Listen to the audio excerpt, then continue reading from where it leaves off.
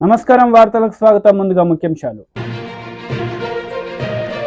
ఎన్నికల సందర్భంగా CM Revanth Reddy road show, ఇరు పార్టీలపై fire. YCP leader Posani Krishna Murali press meet, TDP నేతలపై ఫైర్. ఎన్నికల సందర్భంగా ఆర్మూర్లో CM Revanth Reddy road show నిర్వహించారు. ఈ సందర్భంగా ఆయన మాట్లాడారు. గ్రామాలే తరలి వచ్చి ఎక్కడికక్కడ సాదరంగా ఆహ్వానించి స్వాగతం పలుకుతుంటే నేను ఆర్మూరు గడ్డ మీద కాలు పెట్టేటప్పటికి సాయంత్రం 5 అయ్యింది. అయినా ఆర్మూరు బిడ్డలు, ఆర్మూరు రైతాంగం, ఆర్మూరు యువకులు మిట్ట మధ్యాహ్నం అన్నం తినకుండా సాయంత్రం అయినా మీరందరూ ఎదురు చూసి ఆనాడు నాకు స్వాగతం పలికి నాకు ఒక ధైర్యాన్ని ఇచ్చి కాంగ్రెస్ పార్టీకి సోనియా గాంధీ గారికి ఒక నమ్మకాన్ని ఇవ్వడంతో శ్రీమతి సోనియా గాంధీ గారు నన్ను కాంగ్రెస్ పార్టీ అధ్యక్షుడిగా నియమించడం జరిగింది.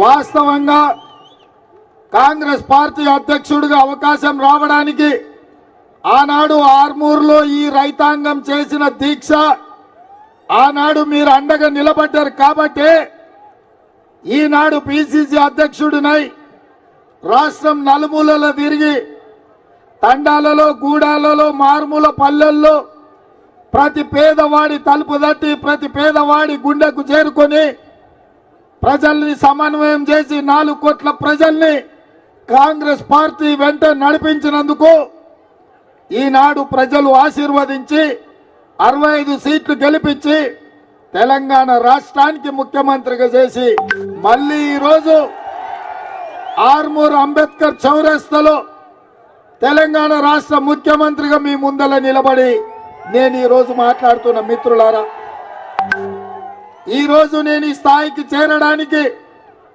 ఆనాడు ఆర్మూరు రైతాంగం అండగా నిలబడడమే ఈరోజు ఎంతో ఉపయోగపడ్డది అని చెప్పి నేను మీ ముందు చెప్పదలుచుకున్నా. మిత్రులారా, ఈరోజు మీరు ఆలోచన చేయండి.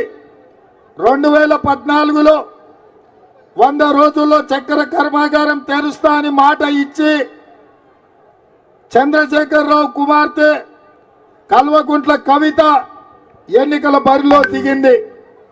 ఆ ఎన్నికల్లో 100 రోజులు కాదు కదా, 10 ఏళ్ళైనా చక్కెర కర్మాగారం తెరవకపోవడంతో ఆనాడు అండగా నిలబడి నిజామాబాద్ నియోజకవర్గం నుంచి పార్లమెంటుకు పంపించిన మీరు ఈ ప్రాంత రైతాంగం వాళ్ళని నమ్మించి మోసం చేసినందుకు, ఈ నిజామాబాద్ ప్రాంత రైతులను నట్టేట ముంచినందుకు అందరూ ఏకతాటిపైకి వచ్చి దాదాపుగా 2019లో 100 మంది నామినేషన్ వేసి మీ ప్రతాపాన్ని చూపించి ఆనాడు మీ రైతాంగంతోని పెట్టుకుంటే మీకు మాట ఇచ్చి మోసం చేస్తే తప్పకుండా బండకేసి కొడతామని ఆర్మూరు ఈ ప్రాంత రైతులు నిరూపించారు. అదేవిధంగా 2019లో ఒక గుండాయన మీకు బాండ్ పేపర్ రాసిచ్చిండు. 5 రోజుల్లో అధికారంలోకి వచ్చిన వెంటనే ఎంపీగా గెలిచిన 5 దినాలల్లా నిజామాబాద్ పసుపు రైతాంగానికి నిజామాబాద్కు పసుపు బోర్డు తెస్తా అని బాండ్ పేపర్ రాసి ఇవ్వడమే కాదు, రాజ్నాథ్ సింగ్ నాడు వీడికి పిలిపించి మీకు అందరికి మాట ఇప్పించండు. రామ్ మాధవ్ గారిని ఈ ప్రాంతానికి ఆహ్వానించి రామ్ మాధవ్ గారి చేత కూడా మీకు మాట ఇచ్చిండ్రు. మీరు అనుకున్నాడు మావాడే మా బిడ్డనే పసుపు బోర్డు ఇప్పిస్తా అంటున్నాడు కదా, పసుపు రైతాంగాన్ని ఆదుకుంటా అంటున్నాడు కదా, అందుకే కవితను బండకేసి కొట్టి ఈ గుండును పార్లమెంటుకు మీరు పంపించింది. నేను ఇవాళ మా ఆర్మూరు యువకుల్ని నేను అడుగుతున్నా, 5 ఏళ్ళు అయిపోయింది, మోడీ ప్రధానమంత్రి అయి 10 ఏళ్ళు అయిపోయింది, మళ్ళా ప్రధానమంత్రి గారు వచ్చి టీడీపీ ఎమ్మెల్సీ అశోక్ బాబు మీడియా సమావేశం నిర్వహించారు. ఈ సందర్భంగా సీఎం జగన్ పై ఆయన మండిపడ్డారు. రేపు ప్రభుత్వం రాగానే మెగా డిఎస్సి పెడతాం. టీచర్లు లేకుండా, టీచర్లకు ట్రైనింగ్ లేకుండా ఇంగ్లీష్ మీడియం ఎట్లా రన్ అవుద్ది? వాళ్ళని లిక్కర్ షాపుల దగ్గర బాత్రూమ్ ఫోటోలు తీయమని చెప్పి వాళ్ళని అవమానించి వాళ్ళ గౌరవాన్ని గంగలో కలిపి వాళ్ళని సెకండ్ గ్రేడ్ సిటిజన్స్గా ట్రీట్ చేస్తున్న నువ్వు విద్యా విధానం గురించి మాట్లాడతావు. కాబట్టి ఈ రాష్ట్రంలో విద్య నాశనమైనంతగా భారతదేశంలో ఏ రాష్ట్రం కూడా విద్యా వ్యవస్థ నాశనం కాలేదు. దాని కారణం జగన్మోహన్ రెడ్డి మూర్ఖత్వం. అతను నేషనల్ ఎడ్యుకేషన్ పాలసీ తీసుకురావడం వల్ల ఆ స్కూళ్ళన్నీ కూడా మెర్జ్ అయిపోయి అంగన్వాడీలని ప్రైమరీ స్కూల్స్గా, ప్రైమరీ స్కూల్స్ హై స్కూల్స్గా, 2 కిలోమీటర్లో ఉండాల్సిన స్కూళ్ళన్నిటిని కూడా ఎక్కడో పెట్టి పిల్లలు ఎవరు స్కూల్కి వెళ్ళలేని పరిస్థితుల్లో అందరూ ప్రైవేట్ స్కూల్కి వెళ్తే, దగ్గరలో ప్రైవేట్ స్కూల్కి వెళ్తే ఇవాళ ఎడ్యుకేషన్ సిస్టమ్ మొత్తం కొలాప్స్ అయింది. డిఎస్సి లేదు. ఇంకా 5 రోజులు నువ్వు పెట్టేదేంటి, చచ్చేదేంటి? ఈ రకంగా విద్యా వ్యవస్థ నాశనం చేసింది నువ్వు. అసలు ఇంగ్లీష్ మీడియం గురించి నువ్వు మాట్లాడతావేంటి? నీకేం హక్కు ఉంది? ఒక జీవో ఇస్తే అయిపోద్దా? ఆ జీవోతో మేము కూడా ఇచ్చాం. ఆల్ మున్సిపల్ హై స్కూల్స్ వాటిలో ఇంగ్లీష్ మీడియం కావాలని చెప్పి పెడితే నారాయణ గారి టైంలో టీచర్ సంఘాలు వచ్చి రిక్వెస్ట్ చేసినాయి. సార్ ఇలా సడన్గా పెడితే ఎట్టా, మాకు ట్రైనింగ్ సిలబస్ అంతా ఇంగ్లీష్ మీడియంలో ఉండాలి, మాకు ట్రైనింగ్ ఇవ్వాలి, నెక్స్ట్ అకాడమిక్ ఇయర్ నుంచి పెట్టుకోండి, మాకు అబ్జెక్షన్ లేదంటే దాన్ని వాయిదా వేయడం జరిగింది. ఇవాళ నువ్వు జీవో ఇచ్చావు, అయిపోయింది, నీ బాధ్యత అయిపోయింది. ఇంగ్లీష్ మీడియం పెట్టేసాం, ఇంగ్లీష్ మీడియం పెట్టేసాం. దానికి టీడీపీ అడ్డుపడుతుంది. ఇంత దుర్మార్గమైన ప్రచారం బహుశా రాజకీయ వ్యవస్థలో ఎక్కడ చూడలేదు. ఇక మూడోది ఆరోగ్యశ్రీ. ఇవాళ 1500 కోట్లు నెట్వర్క్ హాస్పిటల్స్ బాకీ ఉన్నామని చెప్పి వాళ్ళు లెటర్ ఇచ్చారు. ASHA, association of speciality super speciality hospitals. నువ్వు 1500 కోట్లు బకాయి ఉన్నావు కాబట్టి ఆ 15 కోట్లు చెల్లిస్తేనే మేము ఆరోగ్యశ్రీ ట్రీట్మెంట్ చేస్తామని చెప్పి. ఇది ఇవాళ సమస్య కాదు. ఎంప్లాయీస్ ఈహెచ్ఎస్ ఆపేశారు. ఎప్పుడైతే జగన్మోహన్ రెడ్డి ప్రభుత్వంలోకి వచ్చాడో 1 నెల, 2 నెలలు, 3 నెలలు అది సక్రమంగా నడిచింది. అక్కడి నుంచి డబ్బులు ఇవ్వకుండా వాళ్ళు ఆపేయటం, గవర్నమెంట్ పిలిచి బెదిరించడం, లొంగకపోతే ఒక 500 కోట్లు 400 కోట్లు ఇచ్చి ఇదిగో డబ్బులు ఇస్తున్నాం, మీరు కంటిన్యూ చేయండి. అలా ఆరోగ్యశ్రీని ఏ రోజున కూడా సవ్యంగా నడిపిన దాఖలా లేవు. ఇవాళ టీడీపీ ఏం చెప్తుంది?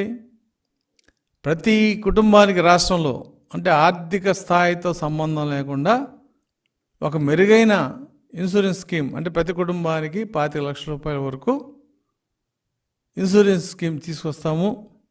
ఎవరు కూడా జేబులో రూపాయి, నువ్వు 1000 రూపాయలు దాటితే ఆరోగ్యశ్రీ పెడతా అన్నావు, ఎక్కడ పెట్టిందా? నా కేసే నేను చెప్తున్నాను. నేను సర్జరీ చేయించుకుంటే అది దాదాపుగా 4 లక్షలు అవుతే నాకు 1,60,000 మాత్రం వచ్చినాయి. ఎందుకంటే అన్ని ప్యాకేజీ రేట్లకి హాస్పిటల్స్ ఎవరు చేయట్లా. వాళ్ళకి లాభం వస్తే చేస్తున్నారు. డెంటలు, మోకాలు కీలు మార్పిడి, ఐలో కొన్ని ఏదైతే ప్యాకేజ్ మాకు పర్లేదు, డబ్బులు వర్కౌట్ అవుతుంది అనుకుంటే ఆ ప్యాకేజ్ చేస్తున్నారు, మిగతా ప్యాకేజ్ చేయట్లేదు. YCP leader Posani Krishna Murali media సమావేశం నిర్వహించారు. ఈ సందర్భంగా ఆయన మాట్లాడారు. 6,000 ఎప్పుడు వస్తాయి? 5-6 నెలలు వస్తాయి. మళ్ళీ ఎప్పుడు వెయిట్ చేస్తారు ఈ పేదోళ్ళు? మళ్ళీ 5 ఏళ్ల తర్వాత మళ్ళీ ఎలక్షన్లు వస్తాయి, అప్పుడు మనకు డబ్బులు వస్తాయి కదా అని అప్పటిదాకా వెయిట్ చేస్తూ ఉంటారు. ఒక జీవోత్సవాల్లాగా. ఇది వద్దు. పేదవాడు జీవోత్సవం కాదు, పెద్దవాడు జీవోత్సవం కాదు అని చెప్పి ఈ పథకాన్ని ప్రవేశపెట్టాడు. దీనికి అన్ని చదువులు కానీ, విజ్ఞానం కానీ, నాడు నేడు అన్నా కానీ, ఆరోగ్యం అన్నా కానీ, మీ ఇంట్లో బట్టలు లేవు, అన్నం లేదు, కూడు లేదు, గుడ్డ, ఇన్ని చూసి ఈ పథకాలు ప్రవేశపెట్టాడు. మీరు అనుకుంటున్నారు పంచుతున్నారు అనుకుంటున్నారు. నేను అంటున్నాను, అర్బన్లో ఉండే మహానుభావులు, డబ్బున్న వాళ్ళు, ధనవంతులు, ముఖ్యంగా చెప్తే ఎగ్జాంపుల్ మా కమ్మ వాళ్ళు కూడా, అలాగే డబ్బున్న కాపు మహారాజులు కూడా అదే టౌన్లో ఉంటూ మీరు కూడా ఎంతో మందికి లక్షల రూపాయలు పంచుతున్నారు కదా పేదలకి. పేదలు, నేను కమ్మవాణ్ణి, అరే ఊళ్ళలో మన కమ్మవాడు ఉన్నాడు, వీడు బాగా చదువుతున్నాడు, వీడి డబ్బులు లేవు అని వాడికి 10,000 5,000 ఇచ్చుకుంటూ ఈ మనం ఇస్తే వాడు చదువుకొని మనలాగే పెద్దాడవుతాడు కదా అని వీళ్ళు డబ్బున్న కమ్మవారు డబ్బు లేని పేదవాళ్ళకి, డబ్బున్న కాపు నాయకులు రాజకీయ నాయకులు కాదు, గుంటూరులో ఉన్నా చూడండి, మన మహానుభావుడు గుంటూరులో తులసి రామచంద్ర ప్రభు, అతను కొన్ని వందల కాదు వేలాది మంది కాపు కుర్రోళ్ళకి, అమ్మాయిలకి అబ్బాయిలకి తన సొంత డబ్బులతో లక్షల్లో చదివిస్తున్నాడు. అలా మీరు డబ్బులు ఇస్తున్నారు కదా. అలాగే నేనే ఎగ్జాంపుల్, నేను ఇక్కడికి పేదవాడిని. నేను 7th క్లాస్ పెద్దకాకంలో చదివా. ఆ తర్వాత భయం, మా నాన్న బరిగుడ్లు తిప్పుతాడేమో, పొలంలో కూలీకి పంపిస్తాడేమో అంటే మా నాన్న నా ముఖం చూసి బాధపడి ఈ ఆడ బాగా చదివితే బాగుండే అని తీసుకెళ్లి మోతడకలో పెట్టాడు. తెలుసు మీకు మోతడక, ఇక్కడ అమరావతి రోడ్లో. అక్కడ అయిన వాళ్ళు ఇట నా బిడ్డను చదివించండి, నేను డబ్బులు ఇవ్వలేకపోతున్నానంటే ఆ దయతో 10th క్లాస్ చదివా. 10th క్లాస్ మంచి మార్కులతో పాసే, దగ్గర ఫస్ట్ క్లాస్తో. మళ్ళీ మా నాన్న ఎదురుగుంటుంటే మా నాన్న మళ్ళీ నా ముఖంకు చూశాడు. నేను ఇట్ట తలుపుతుంటే మళ్ళీ నేను బరిగుడ్లు కాపిస్తాడేమో అంటే మళ్ళీ తీసుకెళ్లి జేకేసీ కాలేజీ స్టూడెంట్ ఎంకేఆర్ గారు, మారుపూడి కోటేశ్వరరావు గారు, మా పెద్దకాకని మా నాన్నకి తెలుసు. అరే కోటేశ్వరరావు, వీడు బాగా చదువుతున్నాడు రా, మా దగ్గర డబ్బులు లేవు, నువ్వేమైనా సహాయం చేస్తావా? వాడు నాకు వదిలేయి సుబ్బారావు. ఆయన నన్ను తీసుకెళ్లి జేకేసీ కాలేజీలో జరిపించారు. ₹1 కూడా మా దగ్గర లేదు, ప్రామిస్లే టెలింగ్ యూ, ₹1 కూడా లేదు. అక్కడి నుంచి గుజ్జనగోళ్ళు ఉంది గుంటూరులో, ఎక్కడో జేకేసీ కాలేజీ, మా ఊరు పెదకాకని. ఇక్కడి నుంచి బస్సు ఎక్కి వెళ్ళాలి, బస్ స్టాండ్ లో దిగి మళ్ళీ బస్సు ఎక్కి జేకేసీ కాలేజీకి వెళ్ళాలి. ₹1.5 ₹2 రోజు అవుతాయి. మా ఇంట్లో పావలా కూడా లేదు. ఎట్టా అంటే పాప ఆ ఎంకేఆర్ గారు నన్ను కమ్మ హాస్టల్లో చేర్పించాడు. కమ్మ హాస్టల్లో చేర్పిస్తే కమ్మ హాస్టల్లో అంత డబ్బులు మనం ఎక్కడ కడతాం? కమ్మ హాస్టల్లో నర్సాపూర్లో మాజీ సీఎం కేసీఆర్ రోడ్ షో నిర్వహించారు. ఈ సందర్భంగా ఆయన ప్రసంగించారు. కోతలైనవి కల్లాలైనవి ఇప్పుడు రైతు బంద్ వేస్తా అంటారు. ఇంతకన్నా పెద్ద జోక్ ఇంకేమైనా ఉంటుందా? కాబట్టి నేను అనేది ఏంటంటే, ఒక తల లేకుండా తోక లేకుండా ఈ ప్రభుత్వం అనేక రకాలుగా తెలంగాణను నష్టపరుస్తూ ఉంది. కరెంటు కోతలు పెట్టడం వల్ల హైదరాబాద్ నగరంలో పరిశ్రమలు వెళ్ళిపోయే పరిస్థితి ఉంది. ఐటీ ఇండస్ట్రీ దెబ్బతినే పరిస్థితి ఉంది.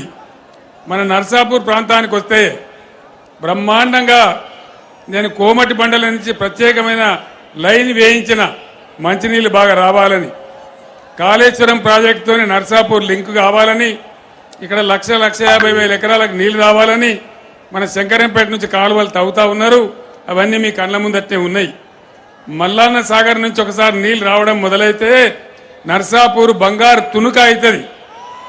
దాన్ని మనం ఇవాళ ఈ కాంగ్రెస్ ప్రభుత్వం చేస్తుందనే నమ్మకం నాకు లేదు. దానికోసం ఆ కాలువ పూర్తి కావాలి, మల్లన్న సాగర్ నుంచి బ్రహ్మాండంగా నర్సాపూర్కు నీళ్లు రావాలి అంటే ఎంపీగా వెంకట్రామరెడ్డి సార్ గెలవాలి. ఎందుకంటే మనందరం కలిసి యుద్ధం చేస్తే తప్ప ఈ ప్రభుత్వం నీళ్ళు ఇచ్చేటువంటి ఆచారంలో లేదు. మనకు అర్థమైతా ఉంది. ఏ ఒక్క హామీ నెరవేర్చలే, ఇంకా నెరవేర్చే ఆశ కూడా లేదు. మనకు ఇబ్బంది కలుగుతూ ఉంది. అటు విద్యార్థి లోకాన్ని గోల్మాల్ చేసినారు, అన్ని రకాలుగా కూడా ఇబ్బందుల పాలు చేస్తూ ఉన్నారు. కేసీఆర్ ఎన్ని రకాలుగా నర్సాపూర్ అభివృద్ధి చేసిండో మీకు తెలుసు. మున్సిపాలిటీకి నేను 25 కోట్ల రూపాయలు ఇచ్చిన, వాటిని కూడా వాపసు తీసుకొని పోతా ఉన్నారు. గ్రామాల డెవలప్మెంట్ కోసం కూడా డబ్బులు ఇచ్చినాం, వాటిని కూడా వాపసు తీసుకొని పోతా ఉన్నారు. ఏ రకంగా కూడా క్యాన్సిల్ చేయడమే తప్ప ఏ విధంగా మనకు ఖచ్చితంగా వాళ్ళు ఇచ్చేటువంటి పరిస్థితి లేదు. మన కొల్చారం మండలంలో మల్లినాథ సూరి పేరు మీద మనం యూనివర్సిటీ పెడదామనుకున్నాం, దాన్ని కూడా చేసే పరిస్థితులలో ఈ కాంగ్రెస్ ప్రభుత్వం లేదు. అదేవిధంగా బీఆర్ఎస్ గవర్నమెంట్ ఉన్నప్పుడు హల్దీ వాగు మీద, మంజీర నది మీద ఎన్ని చెక్ డ్యాములు నేను కట్టించినో మీకు తెలుసు. 10 చెక్ డ్యాములు కట్టినాం, దాంతో పంటలు బ్రహ్మాండంగా పండించుకున్నాం. దాన్నంతా కూడా ఇలా దెబ్బతీసేటువంటి పరిస్థితి వస్తూ ఉంది. అంటే తాగునీళ్లు రావు, సాగునీళ్లు రావు, కరెంటు రాదు, పేదల సంక్షేమం లేదు. ముసలోళ్లకు 2,000 రూపాయలు మనం పెన్షన్ ఇచ్చినాం, వీళ్ళు 4,000 ఇస్తామన్నారు. వచ్చినాయా 4,000 రూపాయలు? వచ్చే నమ్మకం ఉన్నదా? అంటే ఈ విధంగా ఏ ఒక్క హామీ నెరవేర్చలే.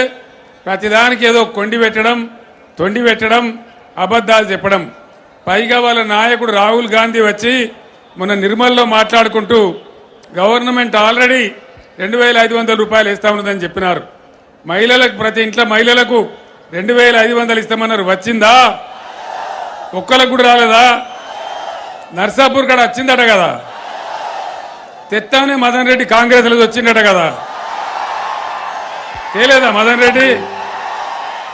నిజమా? మరి ఎందుకు పోయిండా మదన్ రెడ్డి?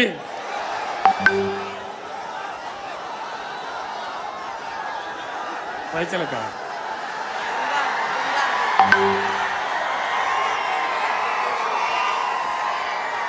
మీ అందరికి కూడా నా చరిత్ర, మదన్ రెడ్డి చరిత్ర తెలుసు. అప్పుడు తెలుగుదేశంలో ఉన్నప్పుడు ఎమ్మెల్యే ప్రయత్నం చేస్తామంటే ఓడిపోయిండు. 2 సార్లు ఎమ్మెల్యే చేసింది కేసీఆర్ కదా. మరి 70 ఏళ్ల వయసులో ముసల్తనానికి కుసుమగుడాలన్నట్టు ఎవరిని ఉద్ధరిద్దామని పోయినట్టు మదన్ రెడ్డి ఏం చేద్దామని పోయినట్టు? ఇది ధర్మమేనా? మనందరినీ ఇడిచిపెట్టిపోయిన మదన్ రెడ్డికి మీరే బుద్ధి చెప్పాలని చెప్పి నేను కోరుతా ఉన్నా. అసెంబ్లీ ఎలక్షన్ల కంటే కూడా పెద్ద మెజారిటీ ఇచ్చి వెంకట్రామరెడ్డిని గెలిపియాలని చెప్పి నేను కోరుతా ఉన్నా. ఈ కాలువ పని చాలా ముఖ్యం మనకు. మల్లన్న సాగర్ నుంచి వచ్చే కాలువ, అది మన బతుకుదెరువు. నాకు మనం నర్సాపూర్ మీద ఉండే ప్రేమతోని సునీత గారు గెలిచిన కాడి నుంచి దాని స్పీడ్ పెంచి నీళ్లు తెచ్చే ప్రయత్నాలు చేస్తూ ఉన్నాం. ఈ కాంగ్రెస్ మెడలు వంచి నీళ్లు తేవానంటే ఖచ్చితంగా పార్లమెంట్ ఎన్నికల్లో వెంకట్రామరెడ్డి గారిని గెలిపించాలి. ఆయనతో పాటు మనందరం కూడా యుద్ధం చేయడానికి సిద్ధంగా ఉండాలి. కాంగ్రెస్ మెడలు వంచైనా సరే ఈ కాలువ పని పూర్తి చేసుకోవాలి. మన పొలాలు గోదావరి నదీ జలాలతోని నర్సాపూర్ పొలాలన్నీ పారాలే.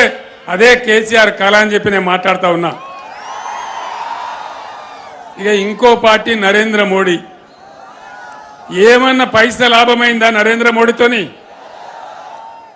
150 స్లోగన్లు చెప్పిన 150 సబ్కా సాత్ సబ్కా వికాస్. టీడీపీ పోలిట్ బ్యూరో సభ్యులు వర్ల రామయ్య మీడియా సమావేశం నిర్వహించారు. ఈ సందర్భంగా పలు అంశాలపై ఆయన మాట్లాడారు. బయట ఈ పోస్టల్ బ్యాలెట్ గురించి ఆయన చెప్పాలి సమాధానం. అందుకే కొత్తగా వచ్చిన డీజీ గారిని కూడా మేము కోరుతూ ఉన్నాము.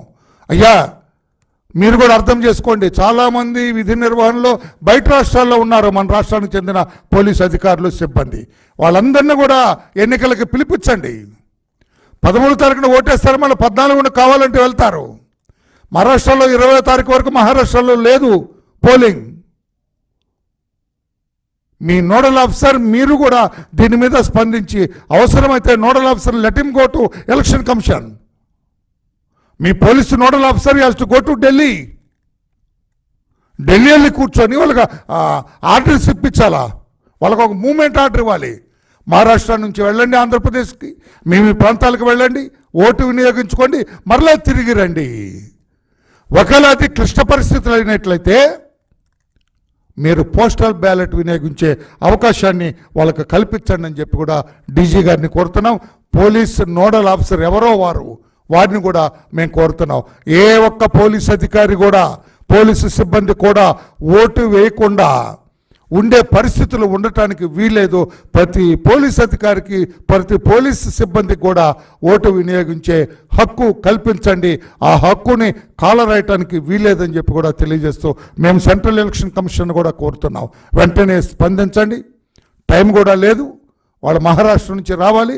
వాళ్ళందరినీ పిలిపించి వారి వారి బెటాలియన్స్కి వెళ్ళి అక్కడ ఓటు హక్కు వినియోగించుకునే అవకాశాన్ని కల్పించమని చెప్పి కూడా మేము కోరుతున్నాం. ఇక్కడ ఇంకా రాష్ట్రంలో హోంగార్డ్స్ దాదాపు 25,000 మంది పైచీలకు హోంగార్డ్స్ ఉన్నారు. ఈ జగన్మోహన్ రెడ్డి గారు 5 ఏళ్ల కాలంలో వాళ్ళ పరిస్థితి చాలా దయనీయంగా ఉంది. హోంగార్డ్స్ పరిస్థితి, వాళ్ళకు రావాల్సిన జీతం కావచ్చు, జీత భత్యాలు సరిగా ఇవ్వటంలో జగన్మోహన్ రెడ్డి ప్రభుత్వం ఘోరంగా విఫలమైంది. చాలా ఈతి బాధలతో ఇబ్బందులు పడుతున్నారు హోంగార్డ్స్ అంతా కూడా. వాళ్ళ బాధలు తెలిసిన వాడిగా ఈరోజు తెలుగుదేశం పార్టీలో జాతీయ ప్రధాన కార్యదర్శిగా, పొలిట్ బ్యూరోలో ఒక మెంబర్గా నేను వరలరామయ్య గారు నేను చెబుతున్నా, హోంగార్డ్స్ సోదరులరా, తెలుగుదేశం పార్టీ అధికారంలోకి వస్తుంది, తప్పకుండా మీ జీవన ప్రమాణాలని మెరుగైన రీతిలో మెరుగుపరుస్తుందని చెప్పి కూడా నేను మా చంద్రబాబు నాయుడు గారి తరఫున మీకు హామీ ఇస్తున్నాను. నేను మీరేమీ అధైర్యపడొద్దు, తెలుగుదేశం పార్టీ అధికారంలోకి వస్తుంది, తప్పకుండా మీ జీవన ప్రమాణాలు పెంచుతుందని చెప్పి కూడా నేను మీ అందరికీ హామీ ఇస్తున్నా. మీ వాడిగా, మీ ఇబ్బందులు తెలిసిన వాడిగా నేను తెలియచేస్తున్నా. అంతేకాదు, మీకు రావాల్సిన బకాయిలన్నీ కూడా అధికారంలోకి వచ్చిన వెంటనే మా అధ్యక్షుల వారు చంద్రబాబు ఆయన కూడా పోలీసు వ్యవస్థ అన్న, మీ హోంగార్డ్స్ అన్న కూడా చాలా ఆయన మీ పట్ల చాలా సానుకూలంగా ఉంటారు. అందుకని మీ అందరికి విజ్ఞప్తి చేస్తున్నా, మేము డోంట్ బి డిజార్టెన్, మీరేమీ అభద్రతా భావానికి లోనవద్దు. మీరు తప్పకుండా కూటమి అధికారంలోకి వస్తుంది, చంద్రబాబు నాయుడు గారు ముఖ్యమంత్రి అవుతారు, మీకు రావాల్సిన పాత బకాయిలన్నీ కూడా వెంటనే చెల్లించి ఏర్పాటు చేస్తాం.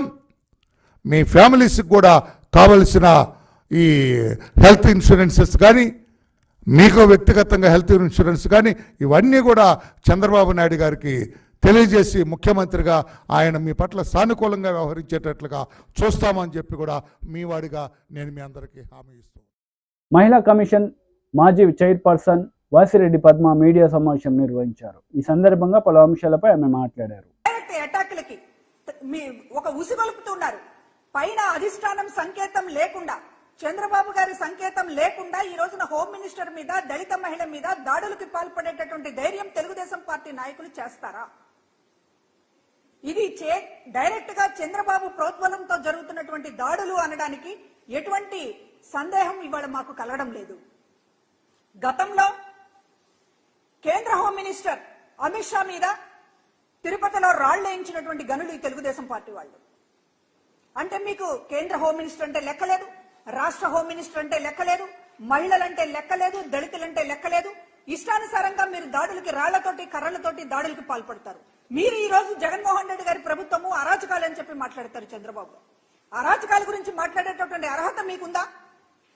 ఇవాళ ఎవరు ప్రతిపక్షంలో ఉండి కూడా కవ్వింపు చర్యలకి, దాడులకి పాల్పడుతుంటే సంయమనం పాటిస్తూ అధికారంలో ఉన్నా కూడా, గత 5 ఏళ్లుగా కూడా సంయమనం పాటిస్తూ ఈ రోజున పరిపాలన జరగాలి, పేద ప్రజలకు మంచి జరగాలి, మహిళలకు మేలు జరగాలి తప్ప వాళ్ళు కవ్వించినా సరే దాడులకి కానీ లేకపోతే మరొక దానికి కానీ పాల్పడొద్దు అనేటటువంటి కంట్రోల్ చేసింది జగన్మోహన్ రెడ్డి గారు. ఈ రోజున ఎన్నికల సమయంలో కూడా కనీసం ప్రజలేమనుకుంటారు, మహిళలు ఏమనుకుంటారు, దళితులు ఏమనుకుంటారు అనేటటువంటి ఒక సంకోచం కూడా లేకుండా మీరు దాడులకు పాల్పడుతున్నారంటే ఎలాగైనా సరే కొట్టైనా, తిట్టైనా, అవసరమైతే చంపైనా అధికారంలోకి రావాలి అనేటటువంటి స్టాండ్ తీసుకున్నారా చంద్రబాబు గారు అనే అనుమానం కలుగుతా ఉంది. ఎందుకంటే అసలు నిన్న జరిగినటువంటి దాడి హోమ్ మినిస్టర్ ఇంటిపైన ఆవిడ ప్రచారంలో ఉన్నారు, ఎటువంటి కవ్వింపు చర్యలు లేవు, కనీసం ఎదురెదురు పడినటువంటి సంఘటన కూడా లేదు. ప్రచారంలో ఉన్నటువంటి కార్యకర్తల మీద దాడులు చేసుకుంటూ ఆఫీసులో లోపల ఇంట్లో హోమ్ మినిస్టర్ ఉంది, ఆవిడ్ని కొట్టాలి అనేటటువంటి దాంతో మీరు తలుపులు పాలగొట్టి కర్రలతోటి దాడి చేసేటటువంటి ప్రయత్నం చేశారంటే ఇదెంత దుర్మార్గమైనటువంటి విషయం. అంటే ఎలక్షన్ కమిషన్ ని మేము ఏదైనా ప్రభావితం చేయగలం, ఇవాళ కేంద్రంతో బీజేపీతో మేము జతకట్టాం కాబట్టి మీరు ఏం చేసినా చెల్లుతుందనేటటువంటి ఒక పరిస్థితిలో మీరేమన్నా ఉన్నారా? ఇవాళ ఎన్నికల కమిషన్ మీద ఒత్తిడి తీసుకొస్తున్నారు. గతంలో ఎప్పుడూ లేనటువంటి విధంగా అమల్లో ఉన్నటువంటి పథకాలకి ఈసీ బ్రేక్లు వేస్తా ఉంది. కాబట్టి హోమ్ మినిస్టర్ పైన దాడులు చేసినా లేకపోతే మహిళల పైన దాడులు చేసినా కూడా ఎలక్షన్ కమిషన్ మమ్మల్ని ఏమీ అనదు, మమ్మల్ని కంట్రోల్ చేయదు అనేటటువంటి భరోసా ఏమైనా చంద్రబాబు గారికి లభించిందా? అందుకని ఇలాంటి దాడులకు తెగబడుతున్నారా అనేటటువంటిది ఈ రోజు అర్థం చేసుకోవాల్సినటువంటి అవసరం ఉంది. ఈ రోజు మహిళలకి సంబంధించినటువంటి విషయాల మీద 5 ఏళ్లుగా ఈ రాష్ట్రంలో ఆత్మగౌరవాన్ని గాని గౌరవాన్ని గాని పెంచేటటువంటి విధంగా మహిళా సాధికారిత అంటే ఏంటో చేసి చూపించి ఈ రోజు మహిళలకి అండగా నిలబడినటువంటిది ప్రభుత్వం. ప్రతి పథకము ఈ రోజు మహిళలను ఉద్దేశించి డీబీటీ ద్వారా డైరెక్ట్ గా నేరుగా మహిళ అకౌంట్ లోకి డబ్బందేలాగా చేశాం. అదేవిధంగా 30 లక్షల మంది మహిళలకి జగన్మోహన్ రెడ్డి గారు ఇళ్ల పట్టాలు ఇచ్చి వాళ్ళని ఇంటి యజమాని చేసి గౌరవించినటువంటి పరిస్థితి. కానీ ఇవాళ చంద్రబాబు ఏం మాట్లాడుతున్నాడు? చంద్రబాబు మహిళల్ని ఎంత కించపరుస్తూ మాట్లాడుతున్నాడు? వార్తలు ముగించే ముందు ముఖ్యాంశాలు మరోసారి. ఎన్నికల సందర్భంగా CM Revanth Reddy road show, ఇరు పార్టీలపై fire. YCP leader Posani Krishna Murali press meet, TDP నేతలపై ఫైర్. ఈ వార్తలు ఇంతటితో సమాప్తం. తిరిగి ప్రసారమయ్యే వార్తల్లో మళ్ళీ కలుద్దాం. అంతవరకు సెలవు. నమస్తే.